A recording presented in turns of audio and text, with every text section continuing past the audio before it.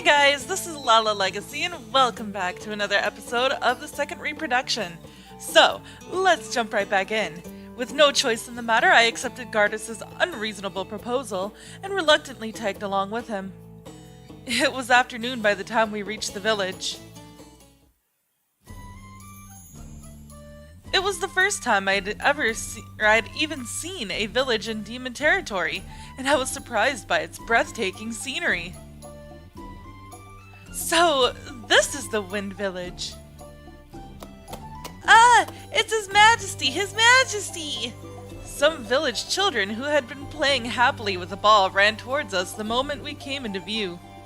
Wild flowers of every color fluttered in the wind, bringing vibrancy to the village surroundings that could have come straight out of a fairy tale. The houses along the road were made out of wood, giving a warm impression. Which meant that...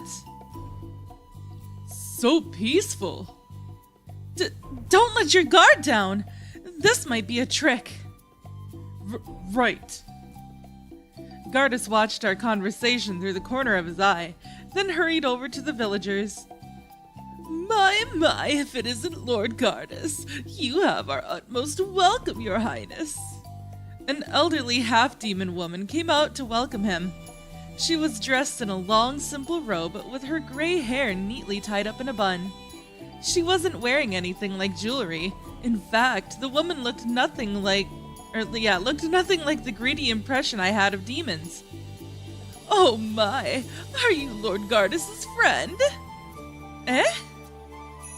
I blinked several times, not knowing who she meant by Gardis' friend, but as soon as I realized, I shook my head furiously in denial. Of course I'm not. I am the 25th person to have inherited the title of champion. Immediately after saying that, I regretted it. Surely I'd attract unwanted attention by declaring myself a champion, right? I was a sworn enemy to the demon race after all. Oh my, that means you're a true champion, right? Huh? Well, yeah. Her reaction took me by surprise. It was the total opposite of what I was expecting, and I had no idea how to reply.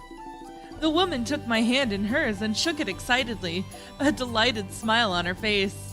I looked away, troubled. Hey mister, are you a champion too? Real champions are strong, right? Wait, don't! Lezette had transformed into a mountain of children.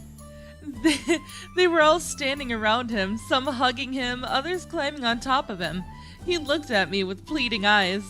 Unfortunately for Lezette, that old lady had a firm grip on me, and she felt so touched that she suddenly gave me a passionate hug. I tried to say something, but nothing even resembling a word came out of my mouth.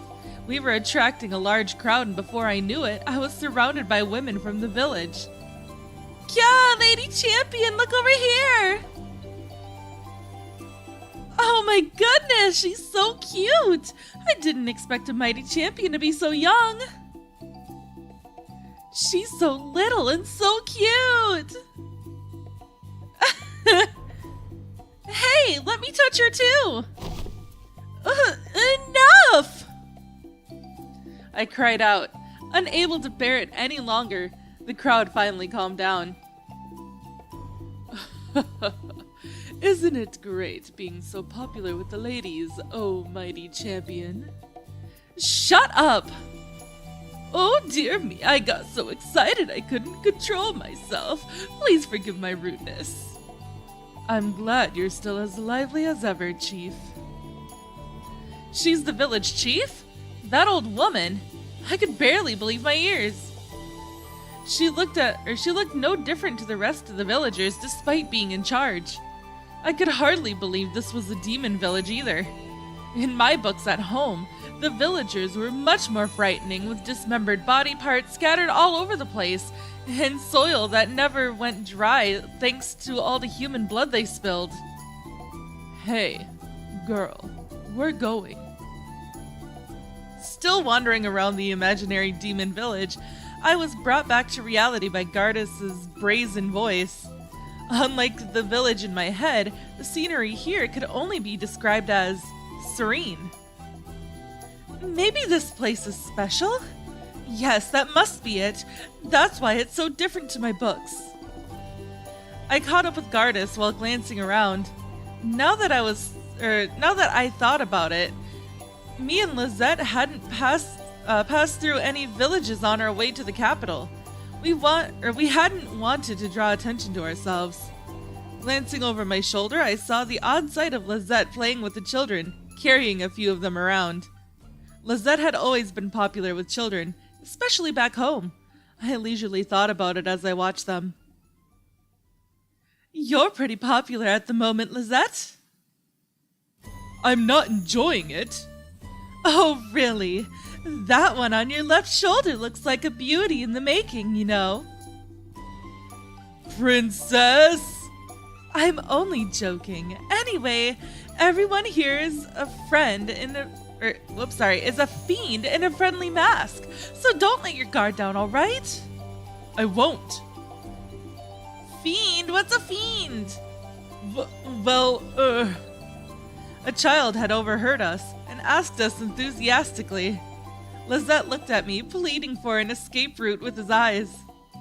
Good luck, Lezette. See it as reconsonance. Then how about we switch places? You're better at this. I advanced forward, ignoring him as he shot me a glare full of complaints. I felt like I ought to apologize to him, but there was nothing we could do now. As long as Lezette has that ring around his neck, we can't go against Gardis' whims. That was the main thing we'd learned in the last month. Gardis let us have our daily assassination attempts, but he wouldn't let us say no if he wanted to do something with us. If I ever rebelled, he'd threaten us with the curse. It pissed me off so much. You'd better watch out. I'll make this village your graveyard. I swore that as I glared at Gardis' back, watching him walk without a care in the world. However...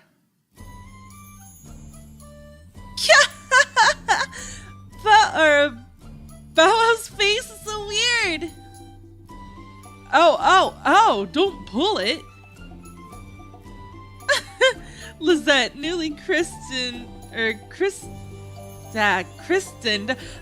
Bow Wow, was playing with the children right in front of me. Bow Wow, lift me higher! All right. You're so hopeless. Here. Oh gosh. Let me correct myself. Bow Wow was having a wonderful time playing with the children. Where did the stupid name come from? Well, Gardis was to blame, of course, after he referred to Lezette as the princess's lapdog in front of the children. The children made fun of him. Lezette got angry, and they all found it really funny. And that's how it happened. He's having fun. He's seriously having fun! Looks like you're having the time of your life, Bow Wow. Oh, no, of course not. This is all part of my reconnaissance. Damn you, Lezette. Everyone was having so much fun, but I was just getting nervous. I felt more and more like an idiot. Annoyed, I mindlessly poked at a cup in front of me, spinning it around with my fingers as I glanced around the room. We were in the chief's home, sitting in a large hall, with the table covered in food. It was a banquet prepared by the village to welcome us. The food wasn't luxurious, but it had clearly been prepared with the utmost care. Just looking at it made my mouth water. In all honesty, when I first heard they were making food for us, I was afraid they'd serve us eyeballs and human organs. But it was just normal countryside dishes. Gardis sat at the very end of the table, chatting to the villagers while enjoying his meal. You look like you're enjoying your village inspection. Yes, it's great fun. He brushed off my sarcasm like it was nothing, making my bad mood even worse. Then, when I tried to eat something, the woman sitting next to me suddenly asked if I wanted some wine. I wasn't in a position where I could relax and have fun, but I didn't have the heart to reject her, so I accepted the drink. The great champion created this village a long time ago. Huh? I gulped down the wine with a sour expression. For a moment, I thought she was going to comment on my behavior, but instead she mentioned the great champion. Seeing a flicker of interest in my eyes, the woman continued. You don't know anything about it, do you? I don't. Well, it did happen over 1,000 years ago. This village was originally a refuge for children who'd lost their parents during the war. It was an orphanage. The great champion took pity on them and proposed to Her Majesty the Demon Lady that they turned it into a village. He even helped it to grow and flourish. I remember my own mother telling me a long time ago that the Demon Lady and the great champion had a banquet in this very hall. Now that I think about it, Lord Gardis loves banquets too, just like our last Demon Lady. Maybe our grandmothers have something to do with it? What on earth was I listening to? I couldn't get it at all. According to that woman, a champion and a demon lady were on good terms in the past, but I couldn't recall anything like that being written in my textbooks, and it was hard to imagine a true champion getting along with barbaric demons. According to the teachings of the Doxism, anyone caught mixing with demons would be executed immediately without trial. But what would this woman gain from lying to me? Was she trying to confuse us and make us side with the demons? Would Gardis order her to do that? No. Even if I was a true champion, bringing only me and Lezette over to the demons' side wouldn't change the way the world saw them. And the ridiculous amount of effort required to get us on their side would have outweighed the gains anyways. More importantly, I hadn't detected any ill will coming from the villagers, no matter how thick a mask they wore. My sharp intuition would have uncovered their true intentions in an instant. But thinking back to the moment the villagers first greeted us, even if I revise my opinion, my first impression of them was still a sense of innocence.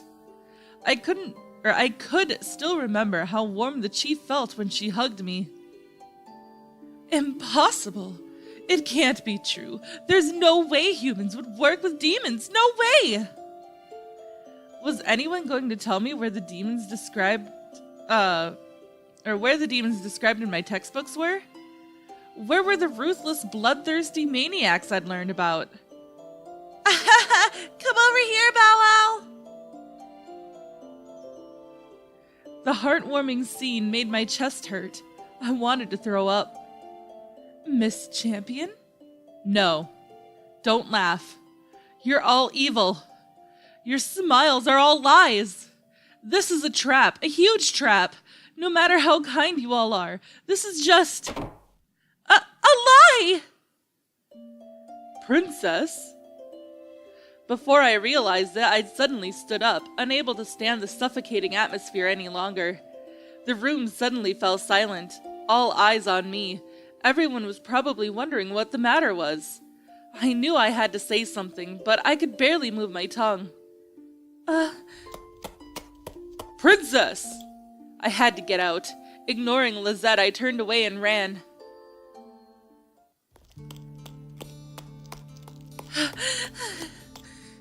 I felt sick. I wanted to throw up. My head pounded as if splitting in half. The world around me melted, growing more and more warped and distorted. The trees, the soil, the air, everything felt so fake. Even my breathing felt unreal. I crouched down under a tree, still feeling sick. I trembled violently, even though the air was far from cold. Something I shouldn't have thought about entered my mind. I couldn't think about it. I absolutely couldn't think about it. A thought about how... Princess. Lezette. He'd run after me, worried. I quickly grasped his hand and sought refuge in his eyes. Tell me, Heterodoxism isn't wrong, right? The demons are all evil, aren't they? I'm begging you, Lezette. You're always right, so if you just say so, then surely... Lezette's expression was painful. He remained silent, biting his lower lip as he gazed down at my trembling hands. I tightened my grip, desperate for an answer.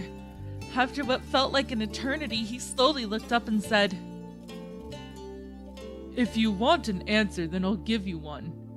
I'm unsure if the demons really are a race of absolute evil. We can't be sure yet, of course, but I think we should investigate further and find out the truth." Wait! Do you have any idea what you just said? What all of that means? I've been killing demons my whole life, if we admit that. And that's exactly why we have to. What? We can't run away anymore. We can't turn away from the truth. There's no justice in that. That's just self-satisfaction. But admitting it is basically treason!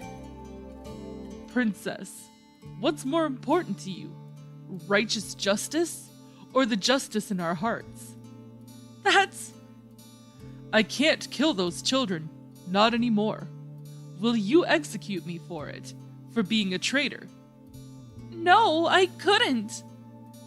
That's why we have to do it, Princess. We need to find out what the demons are really like. And if heterodoxism turns out to be wrong, then it's a champion's duty to tell the world the truth. A champion's? Yes. It's because you're a champion, Princess. If you make a mistake, you have to set things straight. Admitting that you might be wrong is scary, isn't it?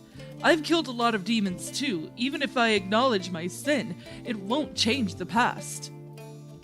You're strong, you know. Not everyone can accept that.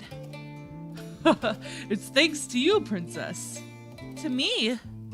Yes, I've always been looking at you, the princess who looks straight ahead and follows her own justice. I wanted to be by her side, to serve as her knight. Lezette! Can you stand, Princess? Of course. Who do you think I am? I'm the 25th champion, Christina Ranzad. I will stand up and fight, no matter what happens. I will never lose my own sense of justice. Come on, Lezette. We still need to thank the villagers for the banquet. Yes. What was right? What was wrong? I'm certain there's no one alive that could tell us for sure. It was probably one of the most difficult questions in the world, and one that would haunt us forever. If so, then I would give up looking for an answer, and instead search for my own reason, one I could accept. And as we looked towards the setting sun, Lezette and I stepped forth. So tomorrow is the day off in the kingdom, or demon kingdom, huh? I should go to sleep. Holiday night. Okay, what should I do tonight? Obviously go out, I guess. What are your plans for today, Princess? I'll probably investigate the west side of the city. Excellent. There you are. You're both coming with me today. There's nothing excellent about that. I grimaced. We bumped into the worst possible person on our way out. Gardis probably saw my expression, but he didn't react to it. You should be delighted. I'm inviting you both out to a banquet tonight. Delighted? I'd love to meet a woman who'd actually go, "Oh wow, I'm so happy," and fall at your feet at such a proposal. I mean, really. Oh wow, I'm so happy, thank you, Your Majesty. In the end, we were dragged along anyway, and we took our seats at the banquet populated by an ironic number of women. Even though Gardis had been so insistent, he paid no attention to us and sat with a large group of women instead, drinking wine and laughing with them. What was the point in bringing us here if he's just going to ignore us?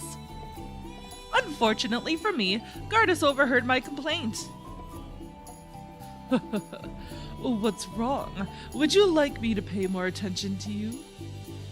Nobody said anything about... If you're willing to admit it, then I'll treat you with the utmost care.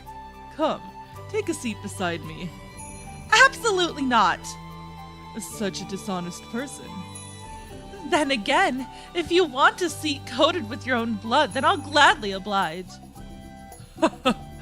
Even though you wouldn't go through with it? Of course I would! But that is all the time that I have for this episode, guys. So, if you liked it, please give it a big thumbs up down below. And if you haven't already, subscribe. By subscribing, you're becoming part of a legacy. I love you guys so much, and I will see you in the next video. Bye-bye!